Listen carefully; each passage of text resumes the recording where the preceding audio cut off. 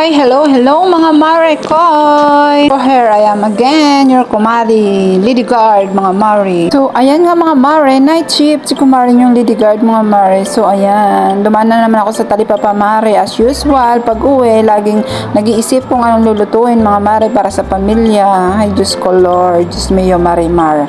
Daw si oras sa duty mga mare, night shift. Pero pagdating dito sa after ng off duty mga mare is nag-iisip kung anong lulutuin. Ramdam ko mga mare, manipis na yung buhok ko mare, napapanot na ako, na-stress na. Minsan gusto kong maranasan yung pakiramdam mare na hindi mo na anong iisipin o anong menu na naman ang lulutuin natin mga nanay, mga mare.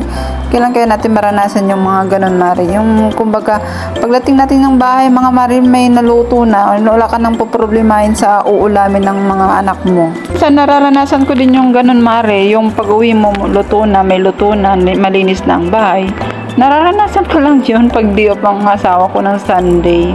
Hindi ko na po problemahin, nakapaglaban na siya, nakapagluto na mare, nakapaglinis, gaso ganun mga mare. Pero syempre, linggo lang yun mare, day off niya. Syempre, Monday to Saturday, ganun talaga ang gawain ko. Habang nasa work, nag-iisip ka na kung ano na naman lulutuin mo pag uwi. So ganun mga mare, ano yan, ulirang ina.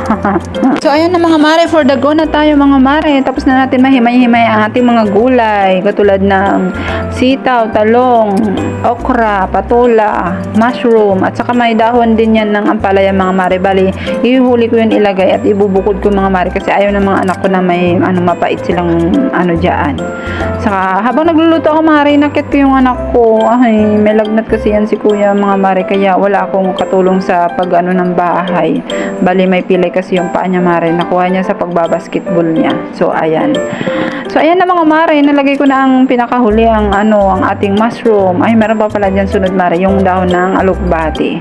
So pag naluto na yun mga res, ilalagay natin yung sibuyas at saka ng bawang sa ibabaw. So para mabango siya mga mare. So sa mga katulad kong Ilocana mga mare, mahilig talaga kami sa mga gulay-gulay. Kahit anong klaseng gulay mga mare. Kahit pag haluin mo yan mga mare, dinengdeng na ang labas niyan. May bagoong isda ka lang. Solved na mga mare ang ating hapunan, tanghalian, o kaya umagahan, mga baon, mga ganyan mga mare. So, napakasarap at napakasustansya niyan mga mare.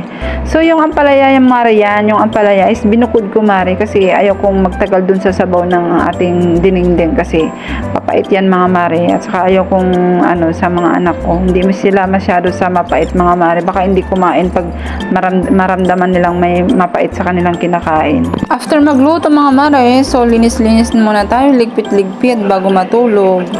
Late na naman ako matulog dyan mga mare. So ganun talaga, hindi natin matiis ng mga nanay na katulad ko na madumi ang bahay, makalat. So after ng magluto, kumain, mapakain ng mga anak, ligpit-ligpit, linis-linis bago matulog. Kasi masarap matulog mga mare pag wala ka nang iniisip na gawain sa bahay. Kahirap talaga ang night shift mga mare. Lalo't mainit ngayon sa umaga, tanghali. Grabe, sobra na po ang init. Wala naman kaming aircon mare para malamig-lamigan naman yung bahay namin. Nagtitipid kami yung mga mare. Kasi baka pag may aircon mare, sana naman ako kukuha ng budget ng pambayad na malaking ng kuryente. So ayun mga mare, bali pinainom ko lang gamot si kuya. Tapos akyat na yan siya mare, tapos na siyang kumain. PGM yung kasama ko dyan mare, magligpit. So, kaya mare, may mga ba kayo, madaling mapanis ngayon ang mga mare, ang mga kanin kasi mainit. So ang ginagawa ko niya mare is binibilad ko, tapos sa sunod na araw, pag okay na at mabilad na ng maayos is gagawin kong rice. May pop rice pala mga mare. Bye!